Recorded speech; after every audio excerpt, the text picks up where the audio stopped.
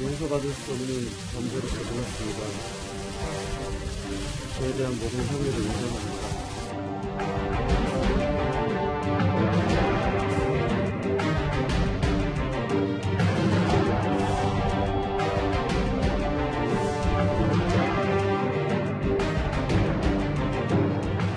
피해를 입으신 여성분들 모든 분들께 다시 한번 고맙게 사드립니다.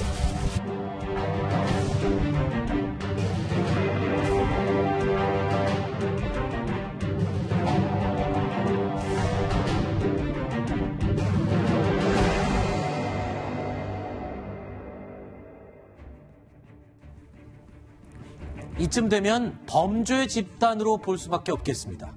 가수 정준영과 최종훈, 여기에 가담한 버닝썬 관련 인물들의 추악한 민낯이 연일 드러나고 있습니다. 불법 촬영과 동영상 불법 유포, 음주운전, 성매매, 경찰 유착 의혹도 모자라서 이제는 집단 성폭행까지 언급되고 있습니다. 저는 용서받을 수 없는 범죄를 저질렀습니다. 저에 대한 모든 혐의를 인정합니다. 피해를 입으신 여성분들, 지금까지 저에게 관심과 애정을 보여주셨던 모든 분들께 다시 한번 어렵게 사과드립니다. 박지훈 변호사님, 네. 이 대화방이 추가로 또 공개되면서 난리가 났습니다. 박지훈 변호사님, 도대체 이 대화 내용 무슨 얘기입니까? 이 2016년 3월 20일에 있었던 대화방인데요. 네. 이 5명의 대화자가 등장하면서 정준영 씨가 나오죠. 네. 또 김공공, 버닝썬 전 직원이고요. 또 정준영하고 최종훈하고 또 허모 씨, 또 사업가 박모 씨까지 5명이 나오는데 내용은 이런 겁니다. 무슨 영상이 있는데 그 영상이 어떤 관계를 하는 그런 내용이 있다 그러면서 웃기도 하고요. 잠들기 전에 뭐 찍었다는, 제가 말로 표현하기가 좀 그렇습니다. 네. 찍었다고 하면서 또 소리 같은 것도 올려놓습니다. 그래서 네. 이 추측되는 부분은 이 대화방에서 집단으로 어떻게 성폭행, 어떤 여성한테 성폭행한 내용을 즐기면서 아하. 대화했던 내용이 아닌가 이렇게 추측되는 그런 동영상입니다. 자, 그러니까 저 대화 내용으로 볼 때는 누가 봐도 여성 한 명을 두고 여러 명이서 집단 성폭행을 한 그런 정황을 나중에 또 대화로 키득거리면서 조롱하듯 이야기를 나눈 그런 내용인데, 양지열 변호사님, 더 충격적인 건요, 정준영과 최종훈 그리고 이 참여자들이 죄의식이 없이 이렇게 사건 후에도 얘기를 나눴던 그 피해 여성은 오랫동안 알고 지낸 또 지인, 쉽게 말해서 친구 사이라면서요. 그러니까 이 여성 같은 경우에는 사실은 정준영 씨가 2012년부터 알았다는 거예요. 저게 네. 문제가 됐던 게 2016년에 있었던 일인데 2012년부터 알았고, 또 그 지금 피해를 주장하는 여성의 친구와 승리 씨가 당시에 또 교제하던 사이였다는 거예요. 아하. 그러면 이거는 정준영 씨 입장에서는 친구의 여자친구와 같이 있는 그렇죠. 사이지 않습니까? 그리고 저 자리에 다른 연예인들, 최종훈 씨도 있으니까 연예인 2명이나 있었고 3명이나 사람이 됐기 때문에 네. 5명의 남성들, 4년이나 알았던 남성들 같이 술자리 하는 게 뭐 이렇게 그렇죠. 위험하리라고 생각을 했던 거예요. 그런데 알고 보니 저런 일을 겪었던 겁니다. 아하.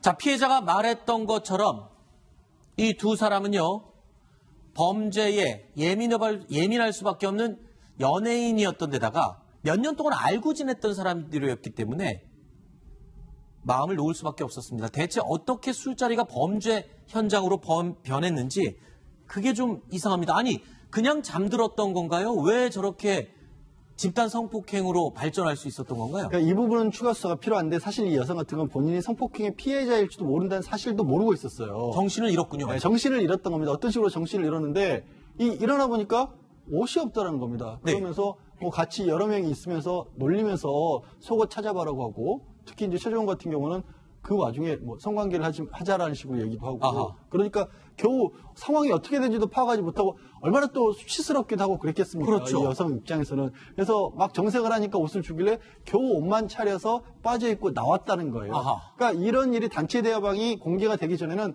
이들이 설마 나에게 그런 짓을 했을까라는 생각조차도 못 하고 있었습니다. 자, 지금 박지훈 변호사님, 네. 이 정황을 보니까 여태까지 이 버닝썬 사태에서 자주 등장했던 속칭 물뽕이라고 하죠. 속칭 물뽕입니다. 그러니까 데이트 성폭행 약물이 사용됐을 것 같은 추정이 가능할 것 같습니다. 가능성이 아주 높아 보이는 상황입니다. 물뽕, 약물을 이용해서 여러 명이 강간한 특수강간죄가 될 가능성이 있어 보이는데요. 네. 이 여성이 이제 이 보도되는 단톡방 보도되는 걸 보고 혹시 내가 그 피해자가 아닌가 의심을 하면서 이 변호사한테 방정현 변호사한테 이 메일을 보내서 문의를 해보니까 이 안에 녹음 파일 하나 하고 촬영 사진도 6장 있다고 합니다. 그게 본인인 걸 그때 알게 본인인 걸 됐군요. 알게 되고 그 이후에 이제 이 여성이 나도 정신을 잃은 뒤에 아마 당하지 않았을까 기억은 잘 나지 않지만 결국은 경찰에 이거에 대해서 조사를 해달라고 고소장을 제출한 그런 상황입니다. 더욱 충격적인 부분은요, 양지열 변호사님.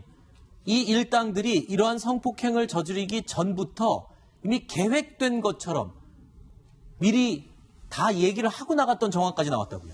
저 말이 무슨 말일까요? 네. 원정이다. 그리고 네. 알찬 1박 2일을 보내자. 자, 정준영이라는 사람이 1박 2일이라는 TV 프로그램에 나가고 있었던 건 아는데 네. 원정을 가서 뭘 하자는 걸까요? 네. 근데 이거는 결국 짐작해 볼 수 있는 게 그 이후에 이어진 단체 대화방의 내용들로 미뤄봤었을 때 네. 저게 뭐를 뜻하는지를 짐작할 수밖에 없지 않겠습니까? 그런데 저 얘기를 하고 나서 좀 전에 보냈던 그 얘기가 나왔던 거예요. 그러면서 이게 그러니까 정신을 차리기 전에 성관계를 했었어야 된다. 그리고 그러면서 조금 전에 보였을 때 킥킥거리면서 하는 얘기가 저 말이 있고 난 다음에 나왔던 겁니다. 그럼 저기서 원정, 알찬 1박 2일 여성을 처음부터 아예 대상으로 삼았던 게 아닐까요? 그렇죠. 그러니까 이 얘기를 대화방에서 나눈 뒤에 그 사건이 벌어졌다는 것은 뭔가 이미 다 짜여진 계획대로 진행된 일이 아니냐 이런 의심이 가능할 것 같습니다. 자, 이 죄의식이 없는 사람들이라는 생각밖에 안 드는데 불법 촬영에 그 상황을 녹음까지 해놓은 다음에 즐기고 키득대면서 그 얘기를 공유했습니다. 근데 피해자한테 또 천연덕스럽게 아무렇지도 않게 또 연락하고 만나자 그랬다면서요? 피해자한테도 2번이나 거짓말했어요. 뭐냐면 지금 나오는 얘기는요. 최근에 단체대화방 보도가 나간 이후에 혹시 가깝게 지낸 여성들에게 몹쓸 짓을 했다는 얘기가 나오니까 네. 혹시 나도 찍었냐고 물어보니까 말도 안 되는 걱정하지 말라는 식으로 저렇게 얘기를 했고요. 아하. 또 2번이라고 그랬지 않습니까?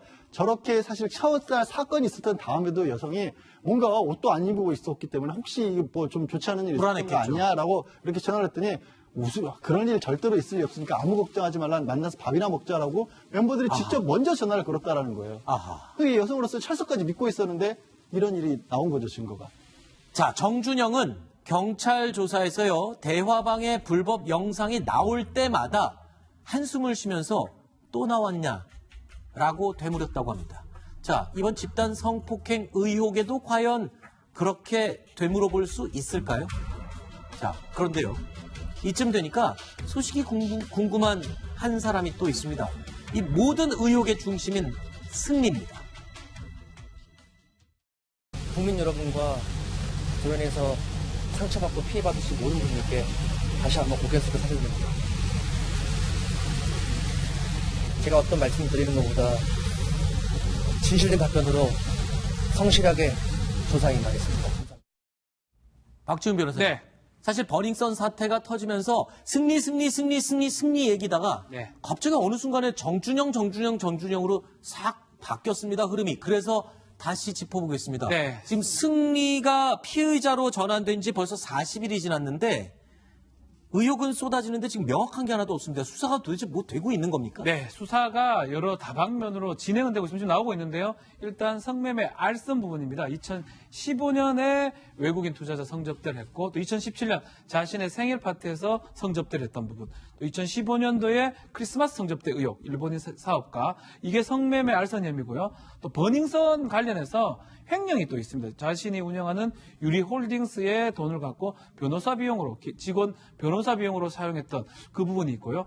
또 지금 정준영 관련된 황금폰이라든지 이런 것들을 없애라, 또 관리했던 증거인멸 의혹이 있는데요. 사실은 이게 다 의혹 정도가 되는 거고요. 네. 성매매 같은 경우도 아직까지 많이 부인하고 있는 상황이 있기 때문에 아직 소명이 조금 덜 된 것 같습니다. 구속영장을 넣기에도 조금 부족하고, 그렇다고 조사가 끝나면 검찰에 넘겨야 되는데 그러지는 못하는 그런 단계가 아닌가 이렇게 생각이 듭니다. 잠시만요. 자, 그렇다 칩시다. 그러면 경찰 유착 의혹은 도대체 언제 수사하는 겁니까? 제가 지금 드리려고 했던 말씀이 그건데요. 아, 그래요? 네. 그러니까 클럽 버닝썬 문제가 불거진 가장 시작은 무엇이었냐면 폭행을 당한 사람이 경찰서를 끌려갔는데 오히려 본인이 그 가해자가 된 거죠. 가해자로 둔갑한 것에서부터 지금 사건이 시작된 거 경찰 아닙니까? 유착이죠. 그렇죠. 본질은.